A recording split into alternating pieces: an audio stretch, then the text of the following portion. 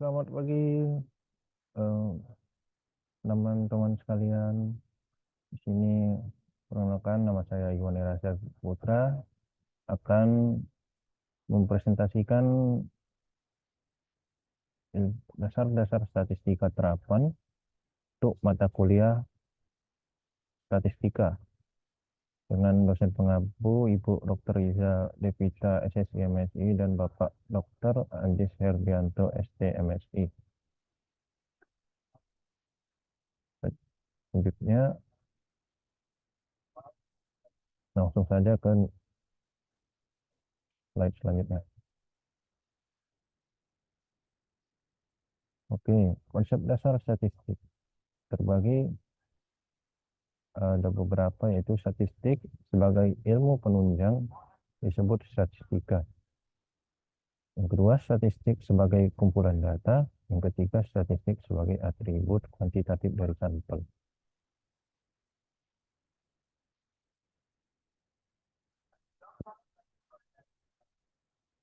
Konsep statistika.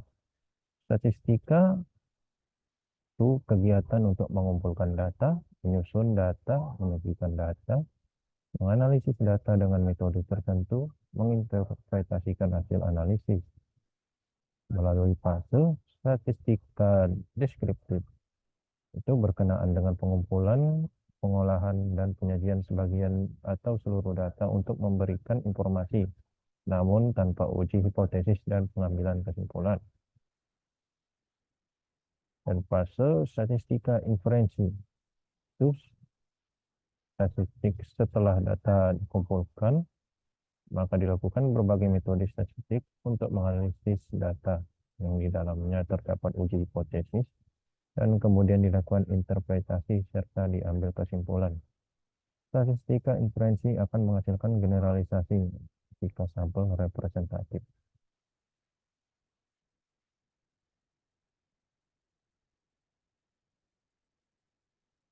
Statistika dan metode ilmiah. Metode ilmiah adalah salah satu cara mencari kebenaran yang bila ditinjau dari segi penerapannya, risiko untuk keliru paling kecil. Langkah-langkah dalam metode ilmiah ada beberapa, yaitu yang pertama merumuskan masalah, yang kedua melakukan studi literatur, yang ketiga membuat dugaan-dugaan, pertanyaan-pertanyaan atau hipotesis, yang keempat mengumpulkan dan mengolah data, menguji hipotesis atau menjawab pertanyaan, dan yang kelima mengambil kesimpulan. Untuk yang keempat yaitu mengumpulkan dan mengolah data, menguji hipotesis atau menjawab pertanyaan, termasuk peran statistika yang di dalamnya ada beberapa, itu instrumen, sampel, sifat data, variabel, dan metode analisis.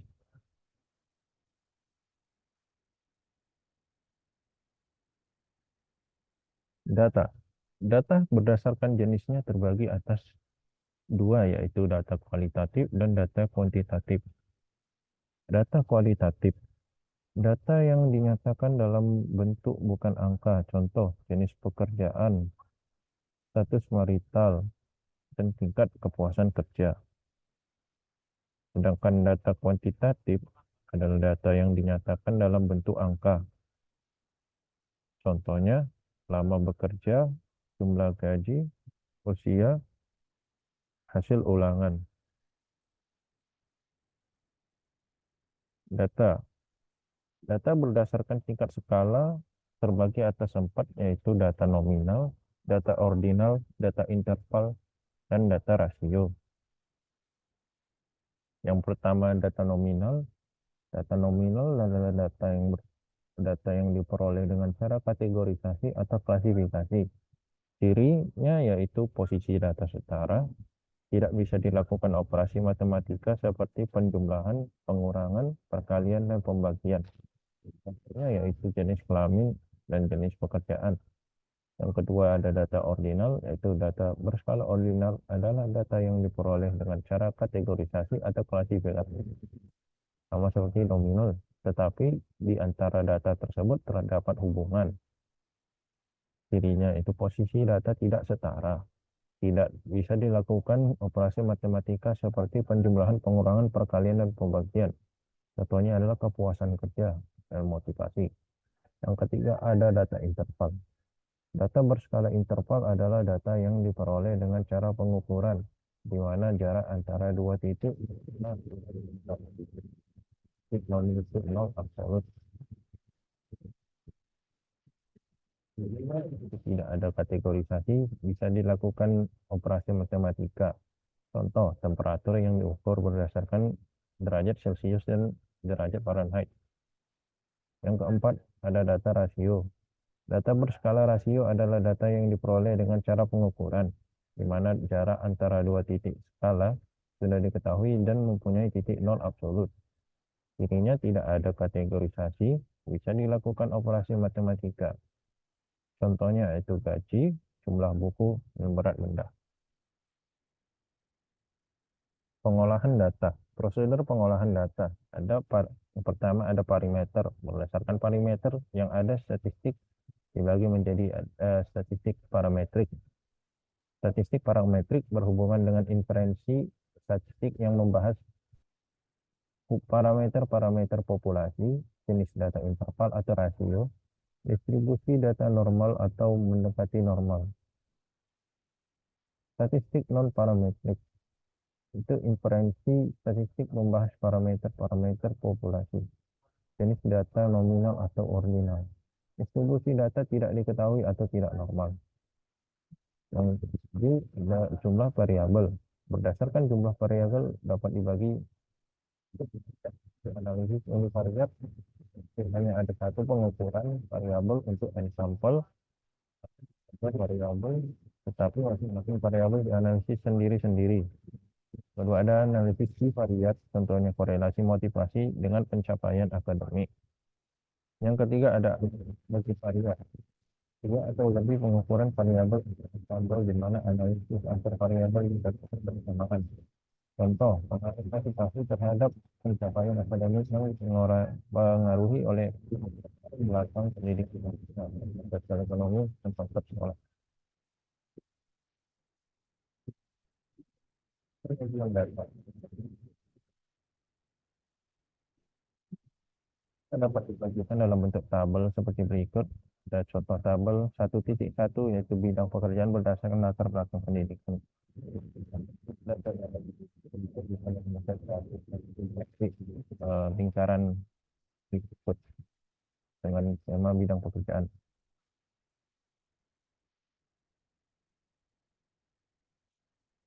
Membuat tabel.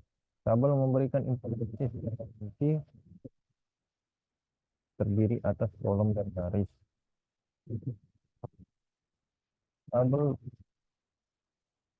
tabel terbagi atas kolom, yang kolom juga terbagi jadi kolom pertama yaitu label dan kolom kedua yang disebut N, frekuensi atau label.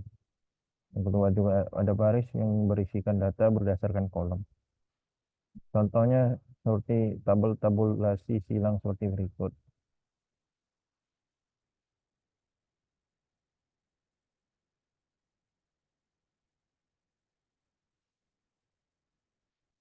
Grafik.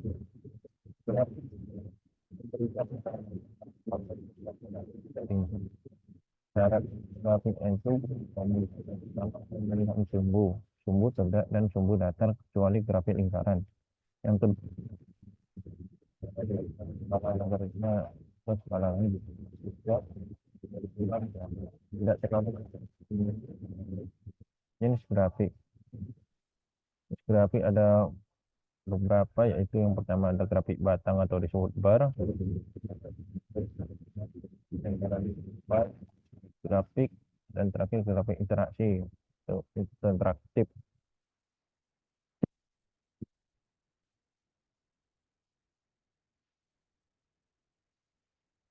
Jenis grafik ada beberapa jenis grafik, yaitu contohnya seperti gambar bentuk batang dalam metode interaktif.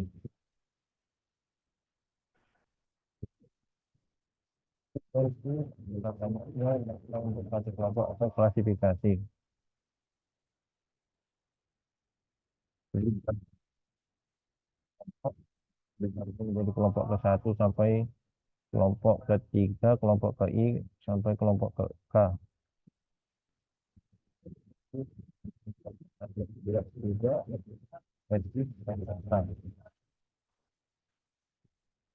frekuensi sama dengan N sama dengan sigma K dikali FI dengan I.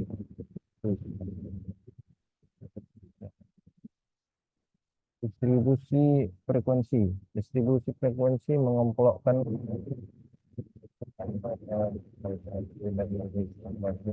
dalam satu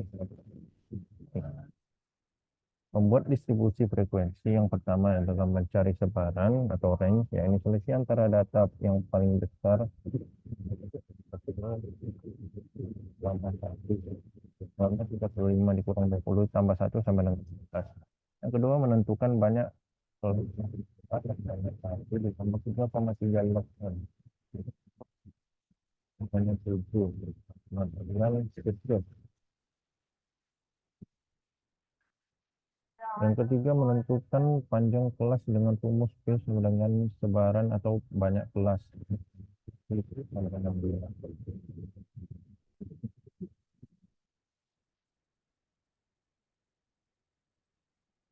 Oke.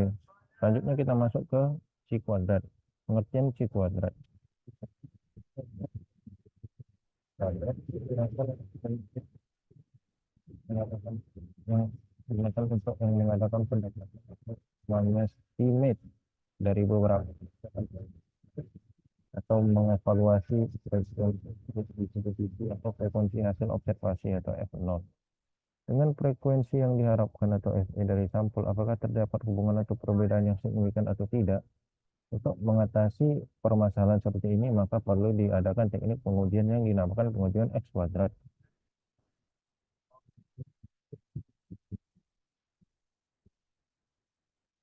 Dasar ujian kuadrat adalah membandingkan frekuensi yang terjadi ke observasi dengan frekuensi harapan atau dengan nilai frekuensi harapan sama tidak ada perbedaan. Sebaliknya, jika nilai frekuensi observasi dan nilai frekuensi harapan berbeda, maka dikatakan ada perbedaan yang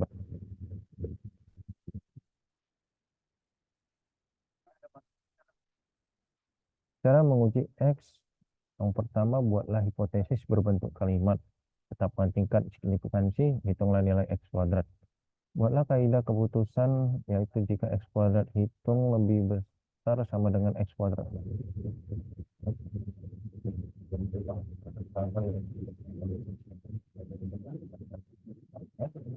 Hitung dengan X kuadrat tabel yang terakhir.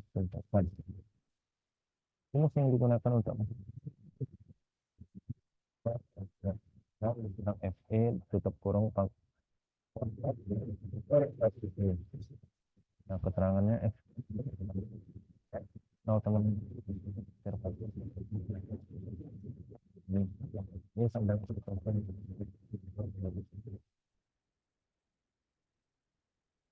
contoh frekuensi observasi dari 250 orang pemirsa televisi sebagai berikut.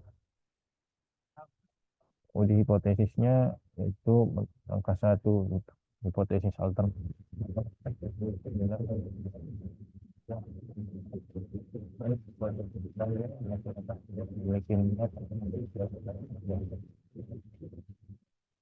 Ayo mencari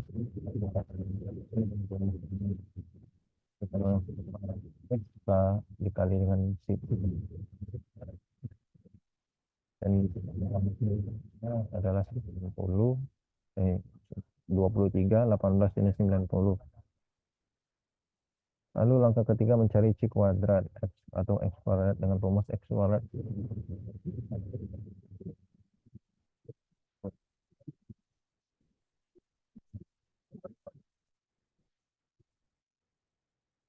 X kuadrat sama dengan 41,84.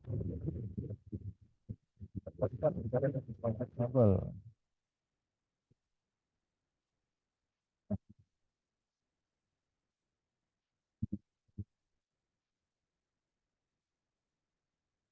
dapatkan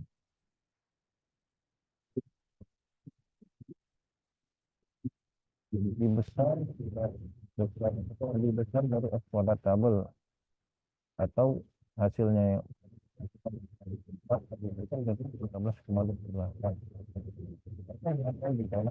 signifikan. Kesimpulannya yaitu masyarakat memiliki.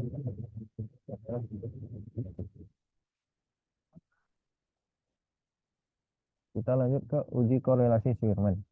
Uji korelasi Spearman. Spearman Row adalah uji hipotesis untuk mengetahui hubungan dua variabel.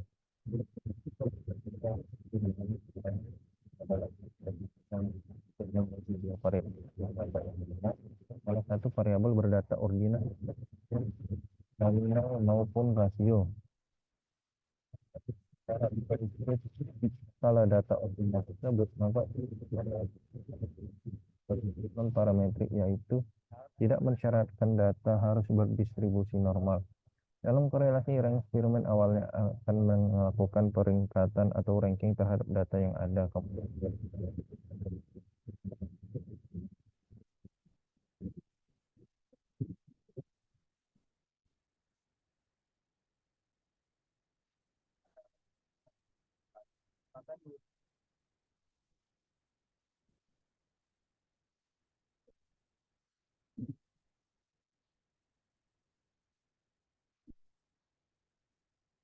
Tujuan analisis korelasi rank Spearman yang pertama adalah melihat tingkat kepuasan atau jarak yang kedua adalah melihat arah atau jenis hubungan dua variabel. Dan yang ketiga melihat apakah hubungan tersebut signifikan atau tidak. Dan catatan dalam analisis korelasi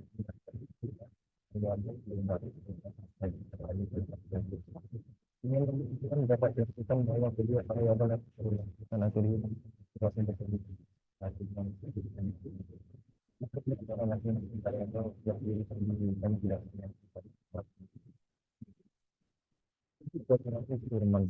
Dalam menentukan hubungan variabel dapat berpedoman pada nilai koefisien.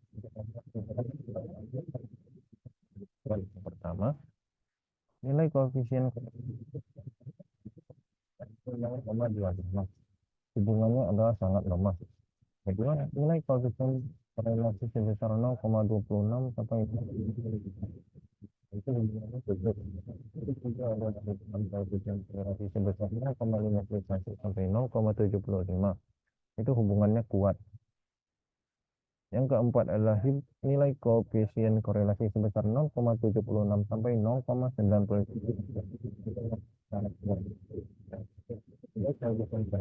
sebesar 1 hubungan sempurna.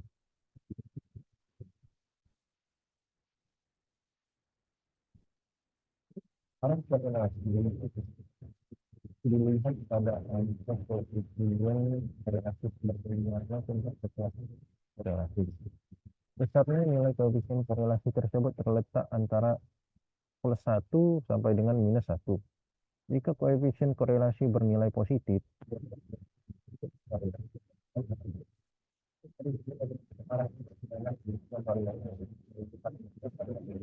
akan meningkat. Sebaliknya, jika koefisien korelasi bernilai negatif, maka hubungan kedua variabel tersebut tidak akan menurun.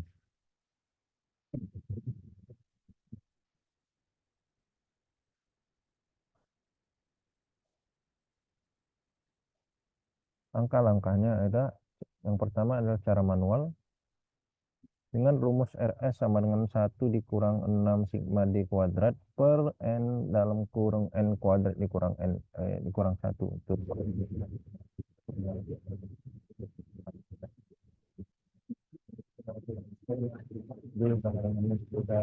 antara variabel bebas satu S dan variabel Y dan berusaha dan soalnya seperti berikut. Dan didapatkan hasilnya adalah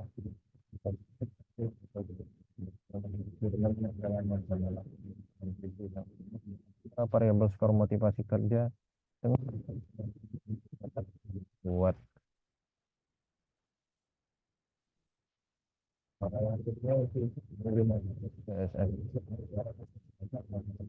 output input data ke spreadsheet Microsoft Excel, kemudian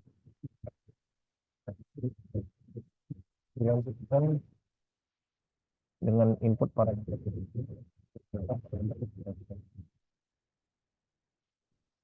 Pertama klik correlate yang kedua, pindahkan anemia dan basic variabel. Ketiga, pilih dan flag signifikan correlation. Oke. Contoh soal seperti berikut.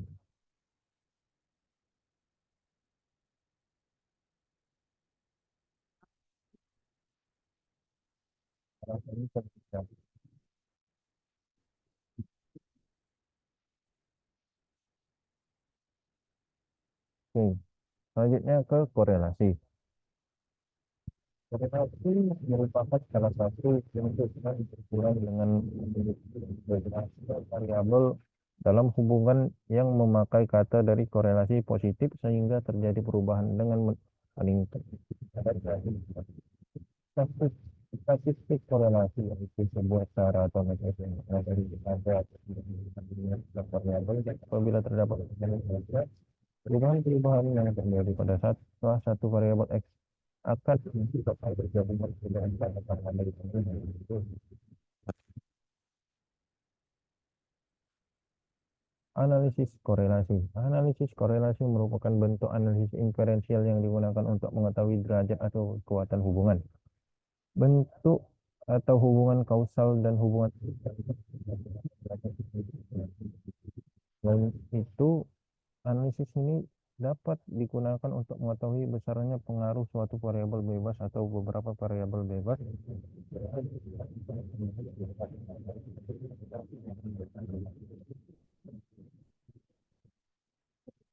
untuk mengetahui tingkat kerahatan linear antara kedua variabel yang nilainya dipengaruhi oleh skala atau satuan pengukuran pada X dan Y. Dengan menggunakan rumus R menghasilkan koefisien korelasi akan diperoleh kemungkinan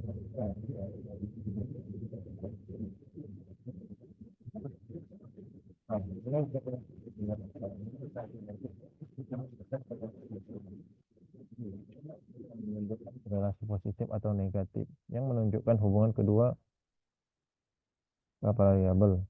Yang C, besarnya nilai R menunjukkan korelasi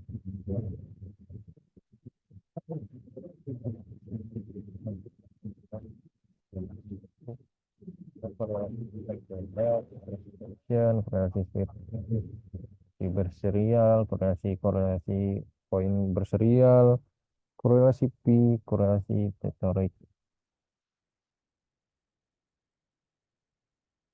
Manfaat.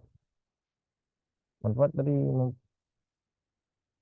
dari korelasi ini adalah dapat mengukur beberapa hubungan variabel, dapat memotivasi kerja terhadap produktivitas variabel, dapat menemukan kualitas dengan layanan, dan dapat melakukan tingkatan invasi pada variabel yang tertentu.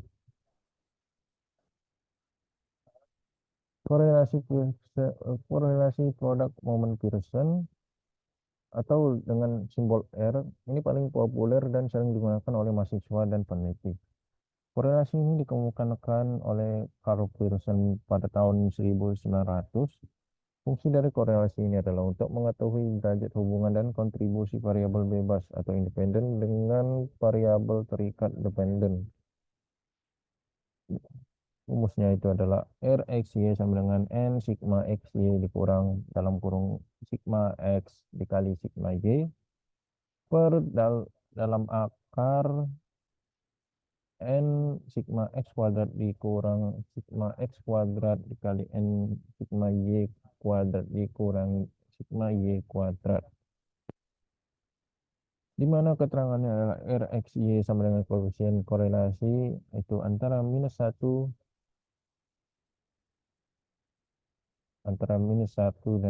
dan positif 1. Sigma X adalah jumlah data variabel X, sigma Y adalah jumlah data variabel N, sigma XY adalah jumlah dari perkalian variabel X dan Y, dan N adalah jumlah sampel. Koefisien determinasi OR dengan rumus KD sama dengan R sama dengan R kuadrat dikali 100%. Dengan keterangan yaitu KD atau R adalah nilai koefisien determinasi.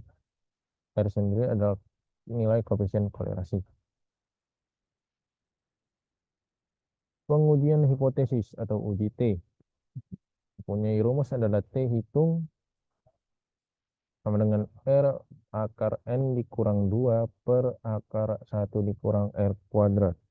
Dengan keterangan T hitung adalah nilai T, R sama dengan nilai koefisien korelasi, dan N adalah jumlah sampel. Contoh soalnya adalah seperti berikut.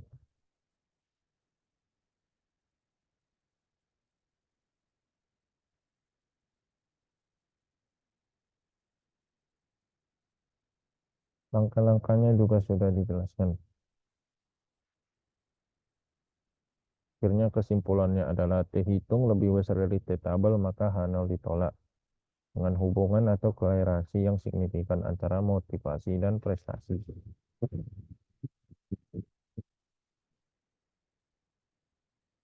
Selanjutnya adalah korelasi. Korelasi merupakan teknik statistik yang digunakan untuk menguji ada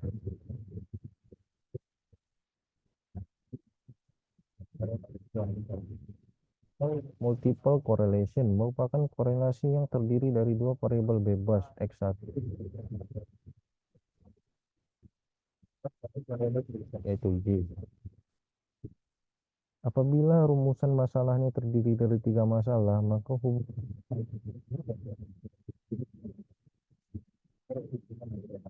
nah, oleh karena itu berikut ini X1 dan X2. Koefisien ganda merupakan besar kecilnya hubungan antara dua variabel yang dinyatakan.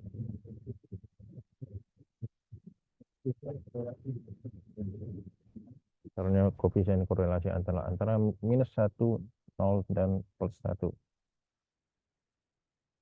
Tabel interpretasi nilai R seperti berikut. Dan dengan interval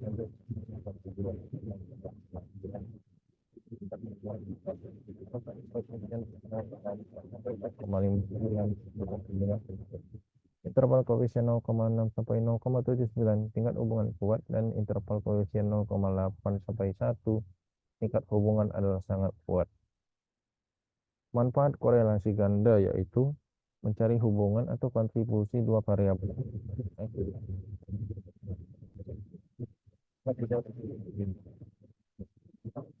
Lihat bagaimana hubungan antara dua atau lebih variabel independen yaitu X1, X2 sampai X selanjutnya terhadap variabel dependen.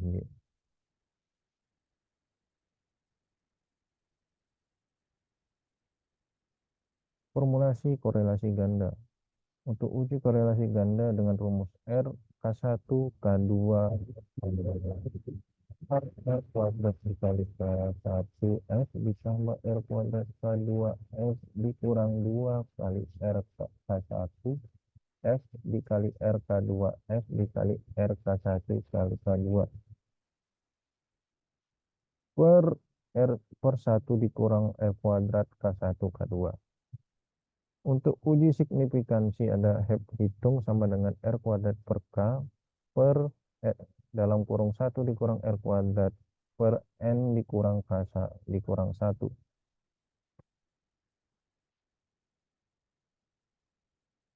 Penjelasannya adalah R di mana R sama dengan nilai koefisien korelasi ganda. K adalah jumlah variabel bebas atau independen. N sama dengan jumlah sampel. F sama dengan F hitung yang selanjutnya akan dibandingkan dengan F tabel. Kaidah penguji signifikansi, jika F hitungnya lebih besar dari F tabel maka disebut signifikan. Jika F hitung lebih kecil dari F tabel maka tidak signifikan.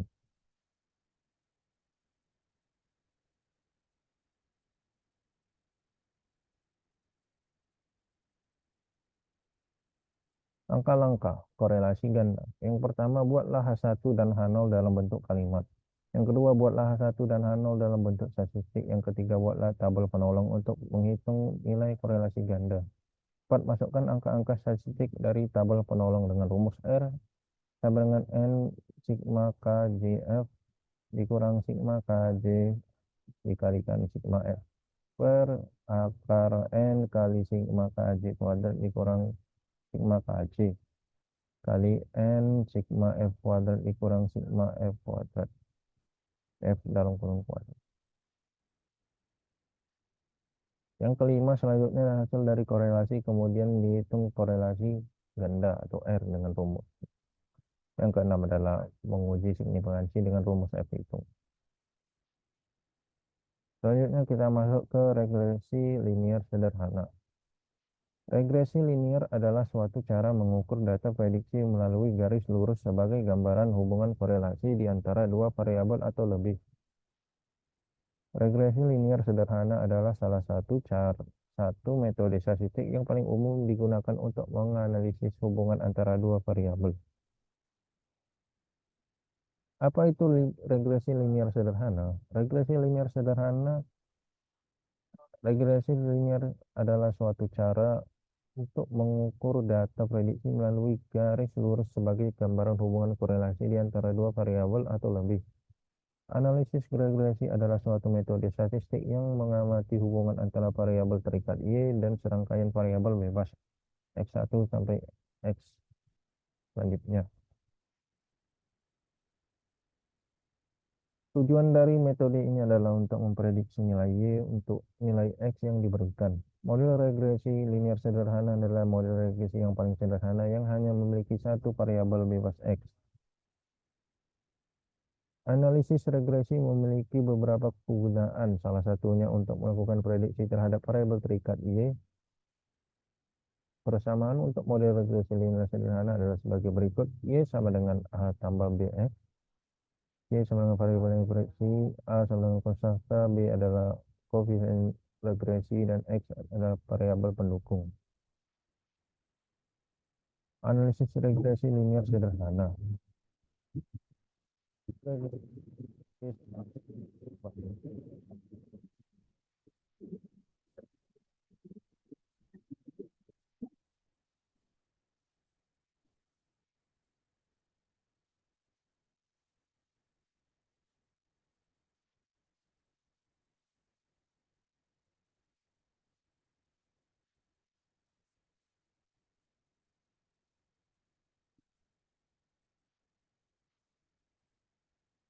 Aplikasi sederhana di SPSS. Satu, buka aplikasi SPSS dan copy data yang akan dikerjakan.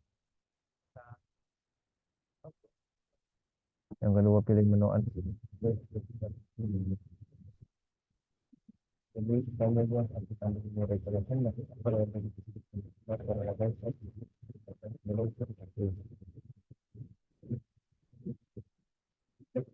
oke.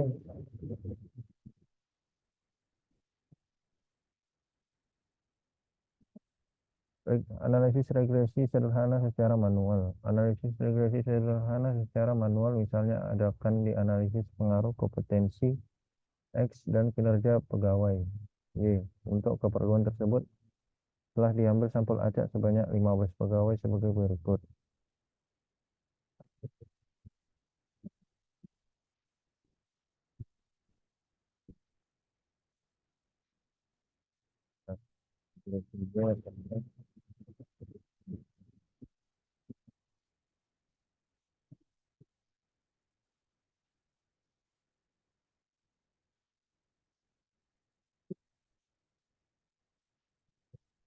Koefisien determinasi Y dan X.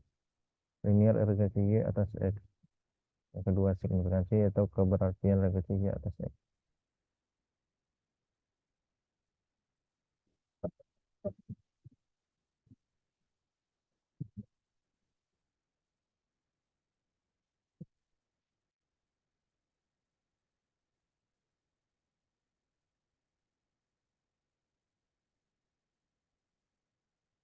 Lalu lihat contoh-contoh berikut dengan langkah-langkah yang sudah dijelaskan.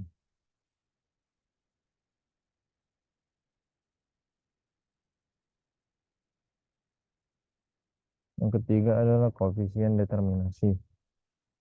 Koefisien determinasi adalah sebuah koefisien yang memperlihatkan besarnya variansi yang ditimbulkan oleh variabel bebas atau prediktor. Koefisien determinasi yang didefinisikan sebagai kuadrat dari koefisien korelasi dikali 100%.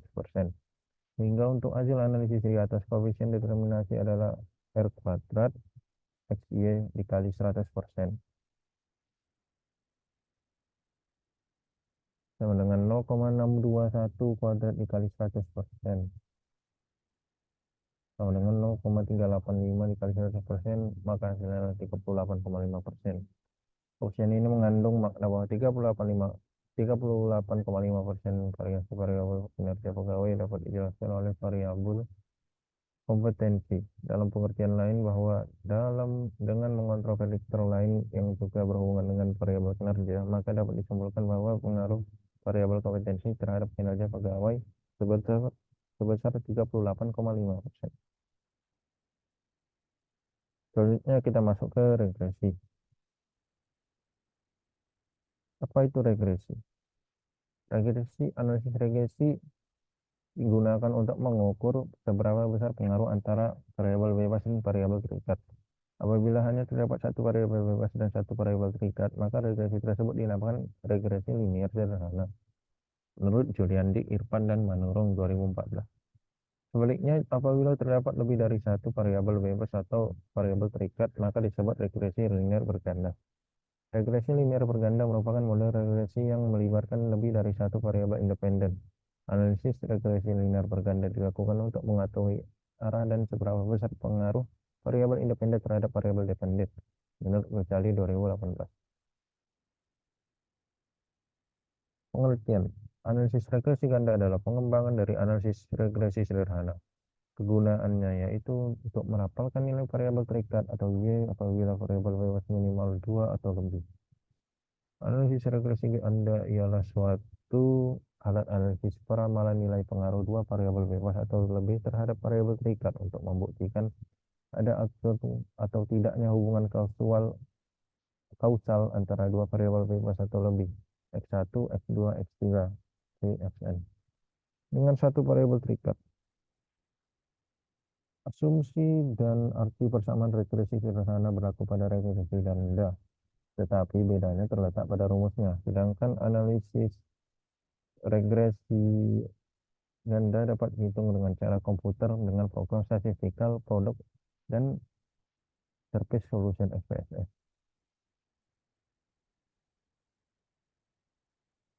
Dan ada juga dengan menggunakan kalkulator atau manual.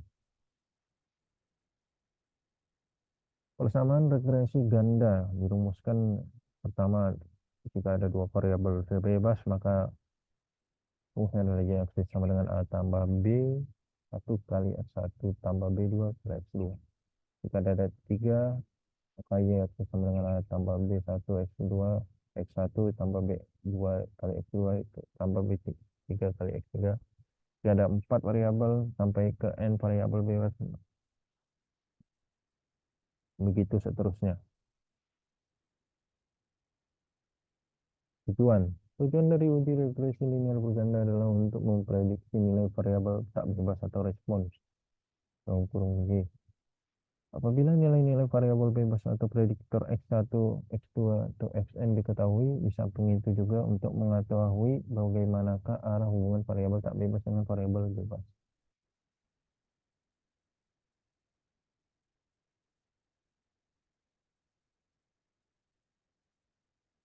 Contoh data analisis regresi ganda dengan SPSS seperti berikut. Langkah-langkah analisis regresi ganda dengan SPSS. Buka program SPSS, klik variable view. Selanjutnya pada bagian name tulis motivasi, minat, dan prestasi. Pada desimal ubah semua menjadi angka 0. Pada bagian label tuliskan motivasi X1, minat X2, dan prestasi Y. Pada bagian measure pilih skill, maka tampak di layar seperti gambar berikut. Setelah itu klik data view lalu masukkan data motivasi X1, minat X2, dan prestasi Y yang dipersiapkan tadi, tampak di layar SPSS. Selanjutnya dari menu utama SPSS pilih Analyze Regression Linear. Muncul kotak dialog dengan nama linear regression, masukkan variabel motivasi, minat ke kotak independen, masukkan variabel prestasi pada kotak dependen. Pada bagian method, pilih enter, selanjutnya klik statistik. Pada bagian linear regression statistik, berikan tanda centang pada list estimate dan model fit, kemudian klik continue. Langkah terakhir adalah klik OK, maka akan muncul output SPSS. Tabel output atau variables enter remove di atas memberikan informasi tentang variabel penelitian serta metode yang digunakan dalam analisis regresi. Adapun variabel independen yang dipakai dalam analisis ini adalah variabel minat dan motivasi, sementara variabel dependen adalah variabel prestasi. Analisis regresi menggunakan metode enter. Tidak ada variabel yang dibuang sehingga pada kolom variabel remove tidak ada angkanya atau kosong. Tabel model summary memberikan informasi tentang nilai koefisien determinasi, yakni kontribusi atau sumbangan pengaruh variabel minat dan motivasi secara simultan atau bersama-sama terhadap variabel prestasi. Tabel ANOVA memberikan informasi tentang ada tidaknya pengaruh variabel minat dan motivasi secara simultan atau bersama-sama terhadap variabel prestasi. Tabel koefisien memberikan informasi tentang persamaan regresi dan ada tidaknya pengaruh variabel minat dan motivasi secara parsial atau sendiri-sendiri terhadap variabel prestasi. Ada rumus persamaan regresi dalam analisis satu penelitian ini adalah sebagai berikut. Y sama dengan A ditambah B1 kali X1 tambah B2 kali X2 atau Y hasilnya adalah sama dengan 2,612 ditambah 0,192 ditambah 0,888. Sementara untuk mengetahui ada tidaknya pengaruh variabel minat dan motivasi secara parsial atau sendiri-sendiri terhadap variabel prestasi. Tabel koefisien memberikan informasi tentang persamaan regresi dan ada tidaknya pengaruh variabel minat dan motivasi secara parsial atau sendiri-sendiri terhadap variabel prestasi. Yang seperti dijelaskan tadi. Ringkasan tabel di atas berguna untuk mempermudah para pembaca dalam melihat gambaran hasil analisis regresi yang terdapat dalam penelitian kita. Dengan demikian, tabel output analisis regresi multipos tersebut tidak perlu dimasukkan secara utuh dalam bab pembahasan penelitian, namun cukup dicantumkan dalam lampiran penelitian saja. Oke, selanjutnya kita masuk ke statistika. Statistika terbagi atas dua, yaitu statistika deskripsi dan statistika inferensia. Itu adalah jenis bagian-bagian dalam statistika adalah populasi, itu lalu diambil sampling lalu menghasilkan sampel.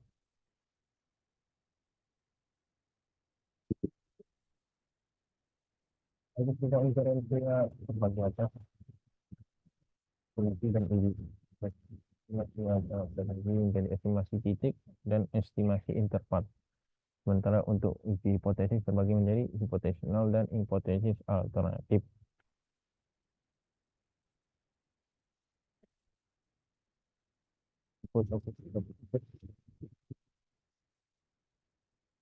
Contohnya adalah dengan mu1 sama dengan mu2 untuk menghitung rata dua populasi tidak berbeda. Sedangkan hipotesis alternatifnya mu1 tidak sama dengan mu2 atau rata. Itu contoh tadi. Hipotesis terbagi menjadi dua, yaitu hipotesis nol dan hipotesis alternatif.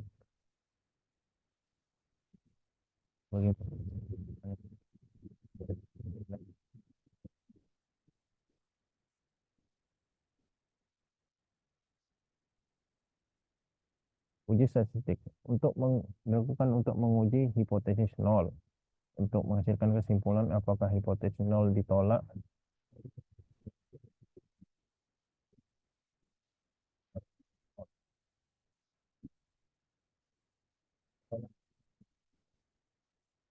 itu numerical dua kategori data numerik. Pembagiannya ada dua, yaitu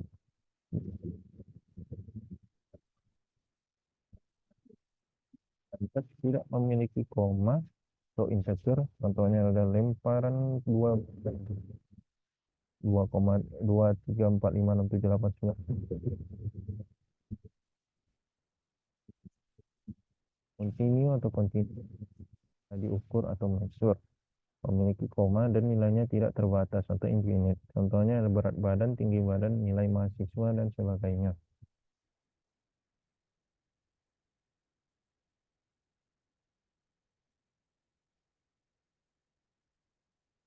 Data numerik terbagi juga menjadi interval dan rasio. Interval tidak memiliki angka nol mutlak atau no true zero, bisa bernilai negatif dan bisa dijumlahkan atau dikurangi. Contohnya suhu Celcius, waktu, jam.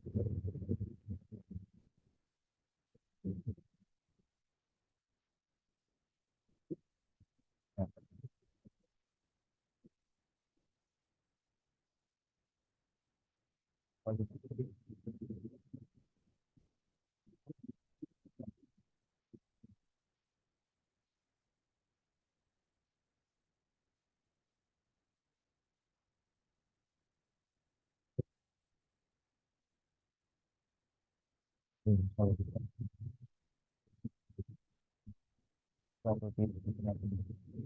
Taras, misalnya Jawa, Sunda, Minang, Batak, dan sebagainya. Data warna rambut, misalnya hitam, coklat, pirang, merah, dan seterusnya. Angka numerik dari data kategori ini tidak memiliki nilai matematis.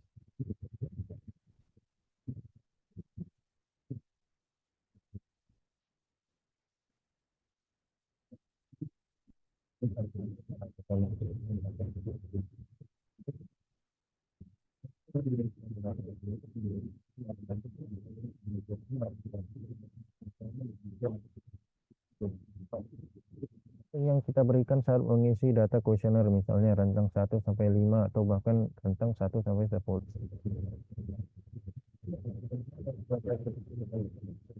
Yang satu buruk dan 5 sangat baik, yang ditandai dengan jumlah bintang.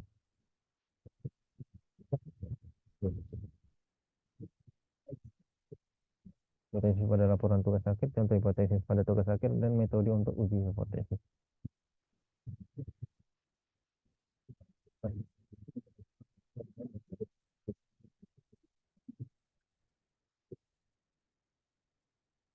Pada hipotesis dalam tugas akhir, suatu populasi menghasilkan pertanyaan bagaimana solusinya, lalu dalam berpengaruh, treatment seperti apa perlu dipilih. Selanjutnya adalah menghasilkan dugaan atau hipotesis untuk diuji kebenarannya dengan data sampel, dan hasil dari kajian tersebut menghasilkan kesimpulan untuk populasi.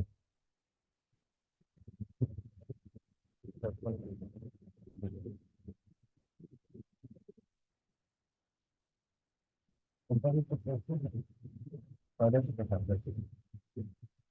permasalahannya produktivitas penggunaan mempengaruhi produktivitas kakao. Rendahnya tingkat pemangkasan produksi mempengaruhi. Hasilkan hipotesis H0 mempengaruhi produktivitas kakao di Kecamatan Bandar, dan H1 penggunaan bibit unggul berpengaruh positif terhadap produktivitas.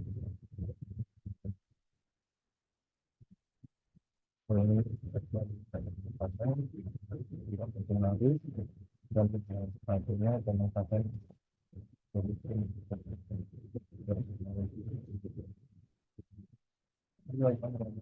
Ini saya model integrasi linear berganda uji coba dan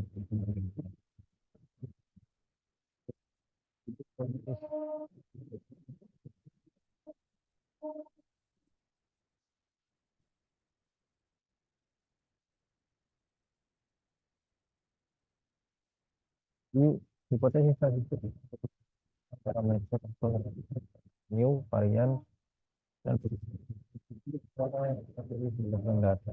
Bukan uji hipotesis. Ini hipotesis statistik, ada hipotesis nol, Tuhan nol, dugaan awal, dan hipotesis alternatif pada satu tahun dari nol. Uji hipotesis satu arah, ada uji hipotesis sisi kiri,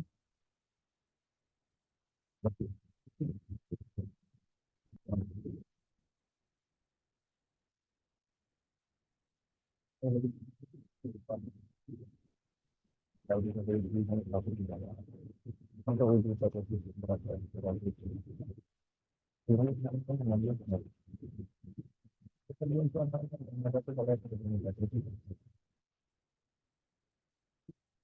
menurut seorang ahli, pengeluaran sebulan kurang dari 3 juta. Apakah hal ini benar? Maka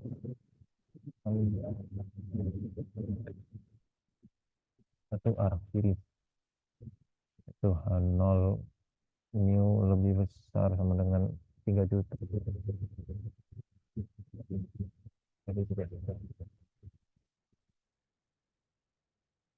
Selanjutnya adalah menurut seorang penyuluh profesi petani yang sudah menerapkan teknologi pemupukan berimbang pada lahan sawit adalah lebih dari 30%. Apakah hal itu benar?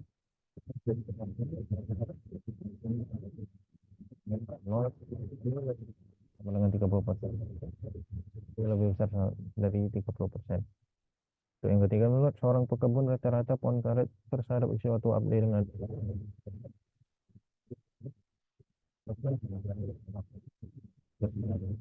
ini sama dengan 60%, 60 dan untuk selanjutnya seperti itu juga. Prosedurnya tentukan hipotesis nol, nol dan bisa konsisten pada kalkulasi sampai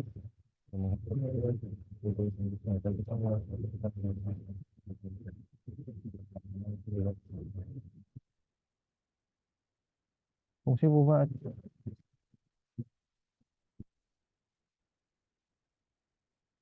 yang besar nah ketahui untuk statistik uji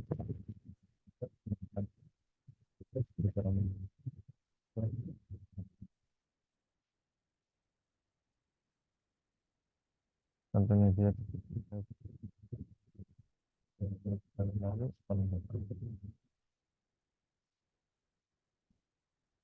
berikut contoh berikut adalah gambaran untuk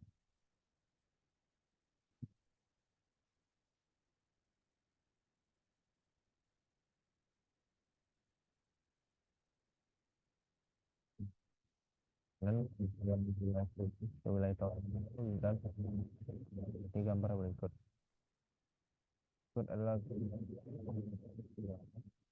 wilayah kritis wilayah tolak nol dan pengambilan keputusan bisa dipengaruhi.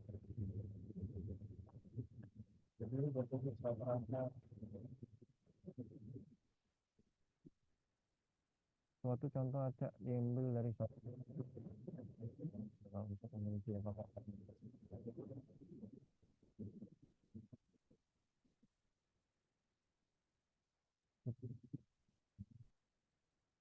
tolak nol jika nilai titik uji lebih besar dari nilai kritis alfa per 2 untuk hipotesis satu arah itu tolak nol jika nilai statistik uji lebih besar dari nilai kritis A atau tolak nol jika nilai statistik uji lebih kecil dari minus nilai kritis A.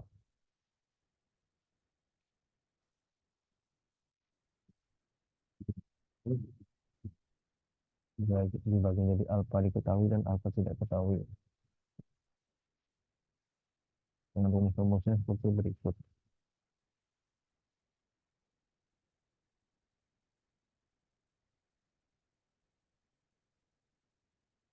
Misalnya taraf nyata sangat tergantung dari bidang yang sedang dikaji. Daerah penolakan nol sangat tergantung dari bentuk hipotesis alternatif atau H1 dan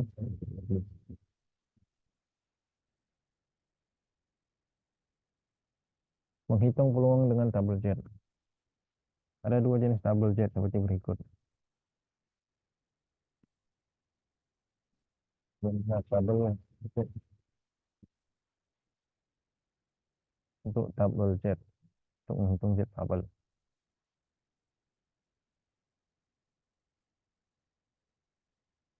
Ini adalah contoh dua bersama.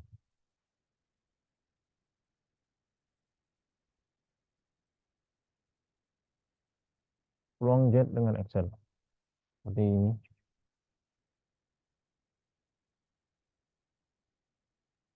Ini langkahnya.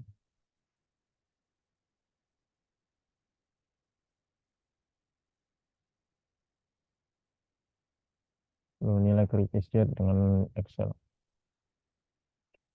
Tunjuk gambaran nilai Z dengan hasilnya.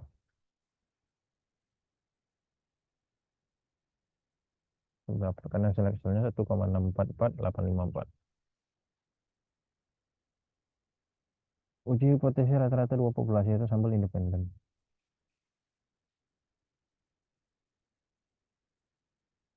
Pengujian nilai tengah atau dua populasi membandingkan nilai tengah dua populasi.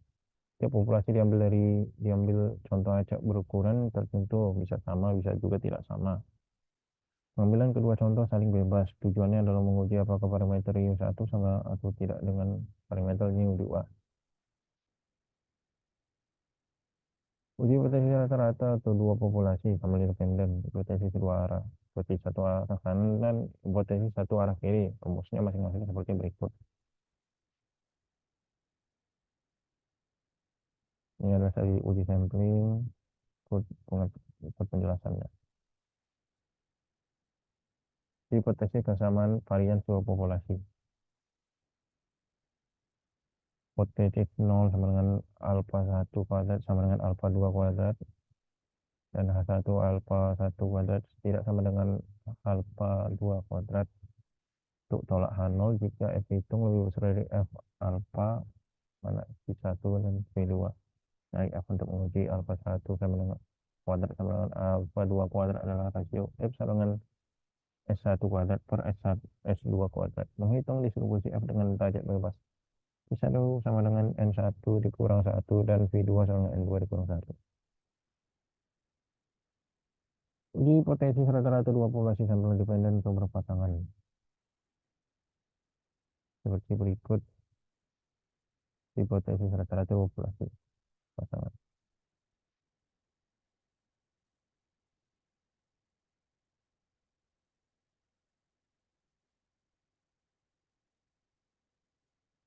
Uji hipotesis rata-rata. Ini adalah hipotesis dua arah, hipotesis satu arah kanan, dan hipotesis satu arah kiri. Statistik uji untuk sampel dependen. T sama dengan D dikurang D 0 per SD per akar dikurang T N kurang 1.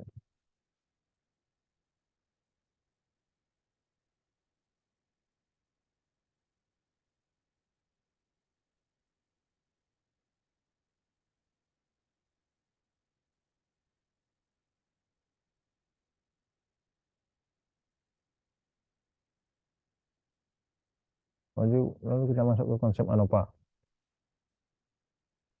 Asumsi ANOVA data berdistribusi normal pada nilai sama untuk tiap populasi data minimal berskala interval sampel bersifat random. ANOVA digunakan untuk membandingkan rata-rata antar kelompok dengan faktor pembeda hanya satu macam, yaitu ANOVA satu arah atau one way ANOVA. Berikut analisis variansi satu mean dengan uji T atau Z, dua mean uji T atau Z, sedangkan sama dengan atau lebih besar dari tiga mean menggunakan uji F. Ilustrasi masalah seperti berikut.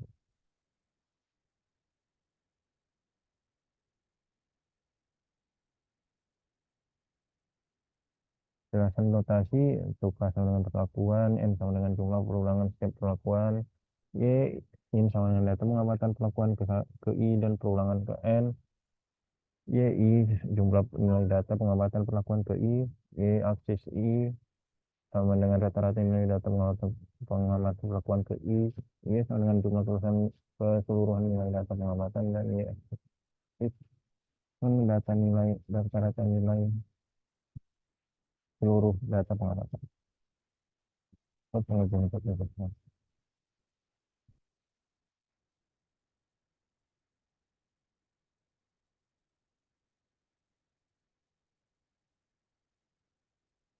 Dan tabel ANOVA yang menggunakan Microsoft Excel seperti berikut.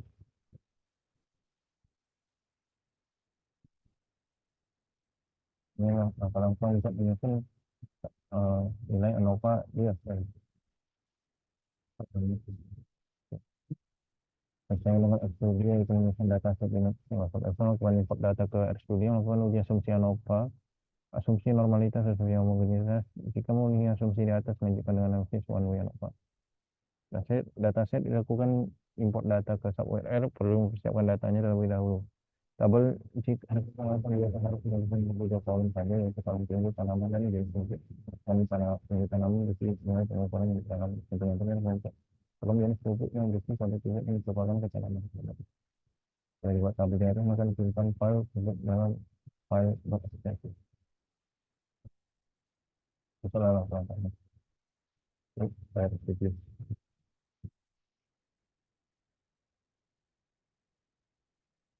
Terima kasih atau matur nuwun yang sudah mendengarkan